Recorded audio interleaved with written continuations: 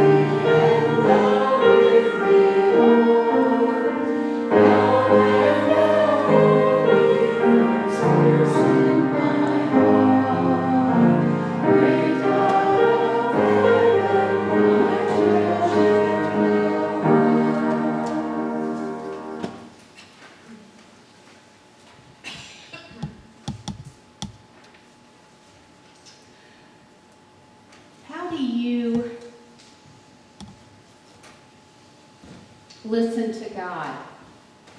How do you know if God is communicating with you?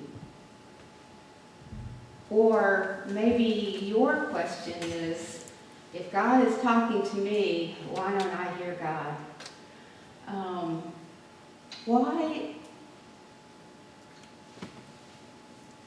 Why do we not hear God? Who do we listen to? How can we hear God better? How can we connect with God in a way that we really are intentional about hearing God and what God has to say to us?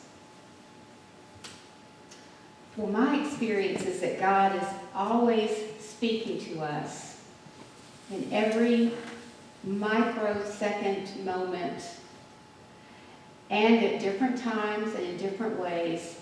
And unfortunately, we're not listening. We just don't take the time. We don't have the patience. It seems like time with God gets lost in the other busyness that goes on in our life. Well, Henry Nouwen, I don't know if you all are familiar with him. He's a deceased Roman Catholic priest and scholar, and in his last years volunteered at a home for developmentally disabled adults, and he worked with them daily. He was their companion. He didn't have an agenda, he just wanted to be with them. And God spoke to him a lot through his ministry with them and to them, and as he felt their ministry to him. And he wrote a book before he died called Discernment. And in his book Discernment, he says God is in constant contact with us. But then we ask the question, well, then why aren't I hearing God? And he says, because we're not practicing the spiritual process of discernment. And he calls discernment a spiritual judgment and understanding. Discernment is spiritual, using our spiritual judgment and understanding to be in the world. And he says in his book that discernment doesn't rely on our intellect alone. It involves a regular discipline of listening to the still small voice of God beneath the noise and the chaos of everything going on in our lives. He says that discernment is a prayerful practice of reading the subtle signs in life, in daily life.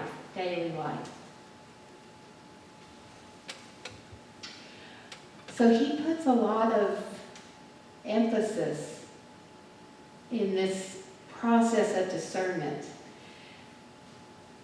He says that discernment is responding to the place deep within us where our deepest desires align with God's desire. And an example of, I think of two examples just in our congregation. I think Karen, as she has told us last week that she's going to be doing ministry at Wesley United Methodist Church because they do not have a pastor assigned to them. She is going to be their lay pastor. And I think that's because she is responding to that place deep within her where her passion is, and it also aligns with God's deep desire that the Wesley Church have a spiritual leader, someone to bring the message. And then I think about Steve Blake, and Steve, you have wanted to do, and you have been doing mission in Peru, done medical mission. You're going to be leading another medical mission in, I think, next spring. And to me, that is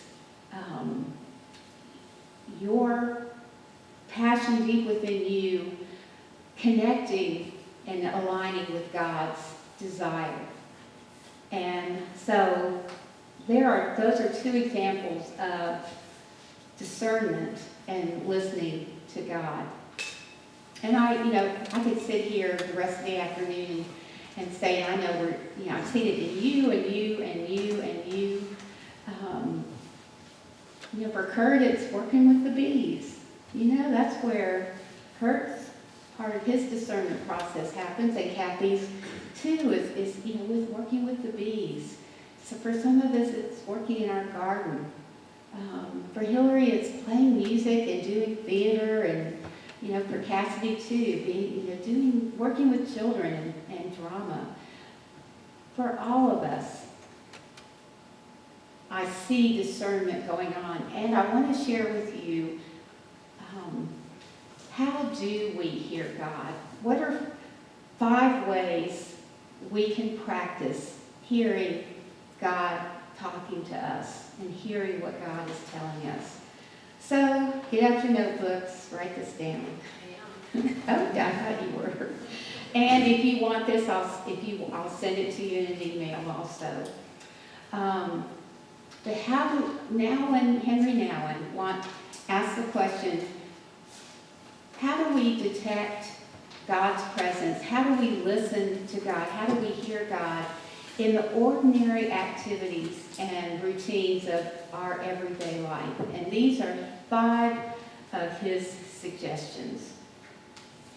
First of all, the first one is prayer and contemplation. Prayer and contemplation. Henry Nouwen believed, and many spiritual leaders believe, that our spiritual ears, our spiritual eyes are sharpened when we engage in daily prayer and contemplation. And Nouwen doesn't say this is the prayer you need to pray daily. We certainly have the Lord's Prayer, and we find for ourselves prayers in different books or in hymns, in our book of worship. Nouwen says that it's not about a specific prayer, but pray and ask God for guidance. Ask God to guide you in listening to God. Now, the Lord's Prayer is certainly a good way to pray. Jesus kind of covered all the basics in that. But be intentional about asking God for guidance for yourself. And then take time to contemplate after you have prayed. And I'm just going to throw out like 10 minutes. Sit in quiet in 10 minutes, for 10 minutes, for 15 minutes. Just sit in quiet and listen. That's one of the ways you're going to hear God. Because we are so busy, we don't take even that 10 minutes to say, God, here is your servant, I am listening. So when we are intentional about prayer and that time of contemplation, then we're able to hear God, we're able to listen to God. And we all know that if you're in a relationship with someone, a good friend, a spouse, a parent, a family member, if that relationship is going to grow and be enhanced, you have to communicate. And the way our relationship with God grows is in communication, in talking to God and listening for God's voice. So relationship with God, it's nurtured by praying and by listening. All right, the second way that you will hear God, you will hear God and listen to God as God is sharing with you, is reading the book of nature. And I know many of you, nature, the outdoors, that is so important to you. I know many of you really value that. Camping, that's such a love language of mine. As soon as this knee is better, I'm going up, Rick and I are going camping. But Henry Nouwen believed that it is in nature that we receive divine guidance. I bet Kathy and Kurt could tell us so many times that just being with the bees and listening to the bees and observing the bees and thinking about all the beekeeping and hives and everything, I bet they could tell us a lot about what they've learned and what they've heard from God. You know, when you take walks in nature, when you're out in the trees, when I sit in my backyard and there are the very tallest trees all around our backyard, and I just look and I just watch the wind move the branches, and it's telling me, Kathy, just listen. Take time away from your busy world and listen. I mean, how much do we learn about stability and harmony and peace and rest and life and death from nature? much do we learn about coming and going and staying and leaving when we're in our garden or when we're outside or when we're at the beach, wherever our natural haven is. Natural surroundings put us in a mental space in which we can hear God, in which we can listen to God. Number 3, paying attention to people who are in your life or who come into your path. Henry Nouwen counsels us that God speaks through the people we meet in daily life, often through the significant relationships that are in our life, like our family members, our close friends. Those people, it might be spiritual leaders. It may not even be a friend. It could be someone that we respect and we listen to. However, it might be music. It might be listening to Christian music. People in our path with whom we have a significant relationship. It might not always be a positive one, but God can teach us through negative relationships too. But sometimes even complete strangers can bring us a word from God, can help us to say, wow, I think God was speaking to me through that person. Henry Nouwen believed that because we're created in God's image, because we're created by God, all of us are vehicles of divine presence and direction. And that the people in our lives are living signs pointing to the way we are to live as God's people.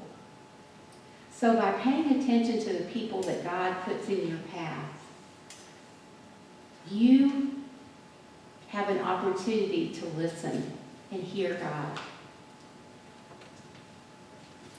And I'm going to add to that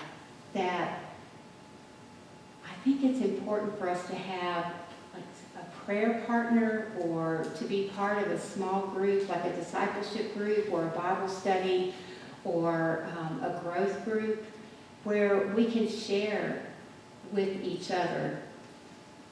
You know, I think this is what I think I heard God saying to me, but I'm not sure. Can I talk to you about it? A place where we can share openly and with trust and get help recognizing and responding to God's voice.